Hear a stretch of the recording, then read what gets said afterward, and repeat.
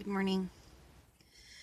My name's Frankie, I have lots of different names. I am sitting in my camper, my Gypsy Dragon wagon. I'm going to try to get this to hold still here. So 2 days ago, I came out on my Facebook with our little family secret. There's lots of people that know in the family, but not, you don't have all your business on Facebook. You shouldn't. So my youngest daughter, Miranda, is 17 years old, and she has been battling methamphetamines for quite some time now. We're well into over a year. But it really got bad about a year ago. So coming out, this is our fourth attempt at some kind of treatment and help. And so we decided to come out publicly and get as much prayers and love and light and good vibes or whatever people send. We need it. So we decided to come out, and so that, of course, led to a lot of questions and a lot of people reaching out, and there's just not enough hours in the day to be here to support her. And so as far as the plan is, I will be staying in my camper a few days up here. I'm not going to say where we exactly are, but I'll stay a few days here, and then I'll go home for a few days, home to my family. I actually live in Arkansas. So, but I started writing so that I could share, and this will be many parts to this because it's a long battle, but I thought I would share on video here. So I'm going to read what I wrote, if I can read my writing. So I'm sitting in my camper. It is January 4th, 2020. This was yesterday. I'm one parking lot away from my youngest daughter in rehab. We have been on a long journey to get to this point. A few years ago, we started to notice what we thought was normal teenage rebellion. We found out with time she was dabbling in different types of drugs. She got into trouble at school for having marijuana, and the first court process began. At that time, we decided she should come to Arkansas to get her head on straight. We tried to clean her up. When it was time for court, I wrote the judge and made calls. They said they had to come back, that she had to come back, and they did push her court date back. If she did not return, she would have a warrant. Had I known now what the future me knows, we would have chose the warrant. Now that I'm thinking back, this was the second or third time we had brought her to Arkansas to get her head straight. Ultimately, her dad and I sent her back to Colorado, and her dad took her to court and pleaded the district attorney to allow her to return to Arkansas so we could keep her sober. They said no. She needed to complete some classes as well as community service. If doing so, she would not have this on her permanent record. Her dad and her were not able to see eye to eye and come to any type of agreement with her staying there. She did not want to be there or follow any of the rules. Her grandpa said she could come live with him. We all worked together and got her back into school, taking her classes, and what we thought was a good tract. Grandpa tried to make her feel at home. He bought her a bed, new TV, new phone, thinking these things would give her a reason to stay on a good path.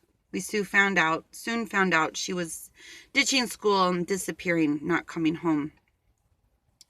This very quickly escalated out of control, and she ran away, taking some money as well with her.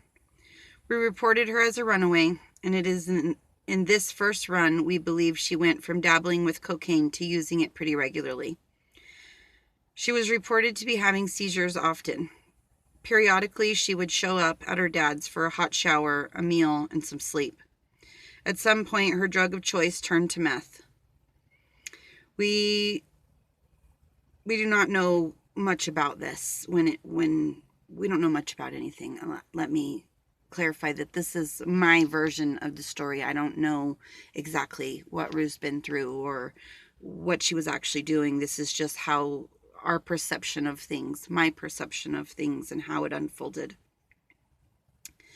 I would send her Facebook messages daily, sometimes hearing back daily, sometimes weeks before hearing anything.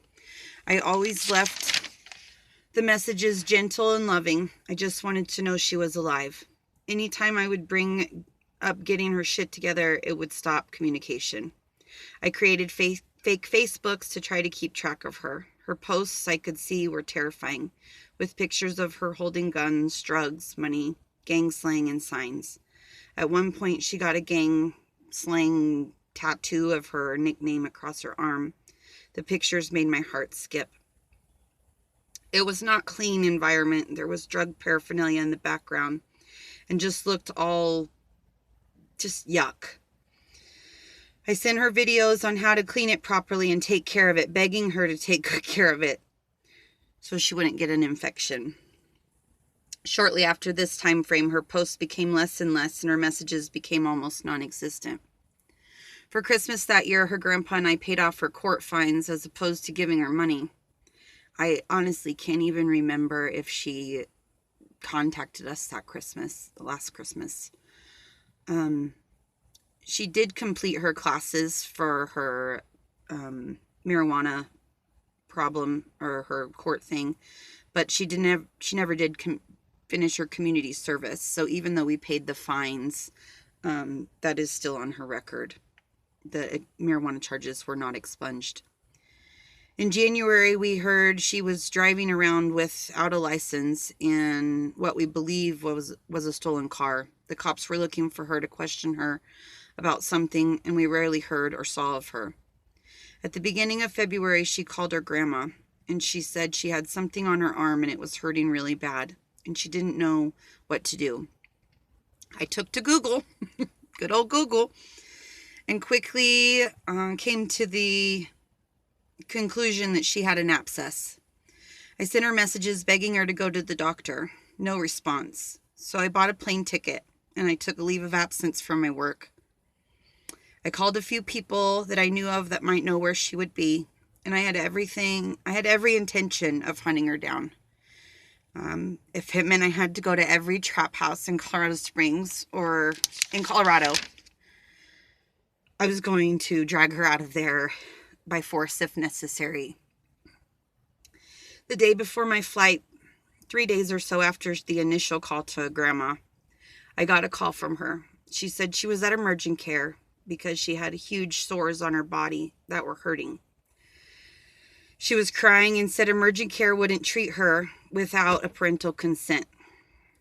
In my mission to go save her, I had already done some homework, and I had found that one of the local hospitals had a detox program. So when emergent care called me, I asked if they could call me back when she wasn't around, and they did. And they said she appeared to have abscesses, and most likely she was going septic. I begged them to have her go to Memorial Hospital, that they had this program in which I thought could help her. They said they would, for they couldn't treat her anyways. She was, it was too bad.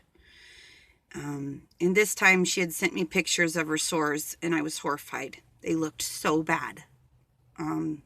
There were at least 4 of them, 2 on her arm, 1 in the center of her lower back, and 1 on her lower butt cheek, close to her leg. Emergent care said she was dressed very scarcely. I don't know if that's the right word, but that she had left and she was going to go to the hospital. They explained to her if she didn't, she could go septic if she wasn't already, and she could die.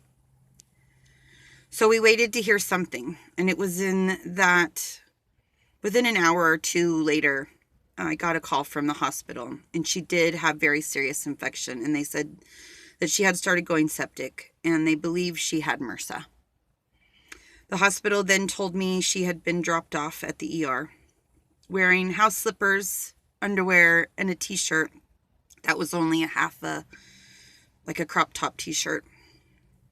I was even more mortified because what type of person just drops you off wearing that at a hospital? I explained the situation to the staff, and I would be on the plane the next day. She was a runaway, and to please not let her leave. They agreed, but said legally, because she is a runaway, they had to report it to the police. The staff was so wonderful and caring, and understood my fears that if the police were to show up, that she might not go back to the hospital if she ever needed to. We worked out a plan that once reported, they would give me the number so I could call the station and speak to the officer, which I did. And he, too, was exceptional. He said that he did not want to spook her, and he would wait till I got there, and then we could go from there.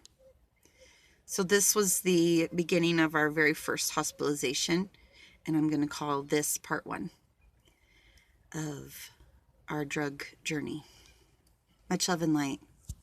Thank you all for sending her so much support. We are truly internally grateful, and this is our story, and I hope that someday it helps somebody. But right now, we need all the help we can get. Much love and light.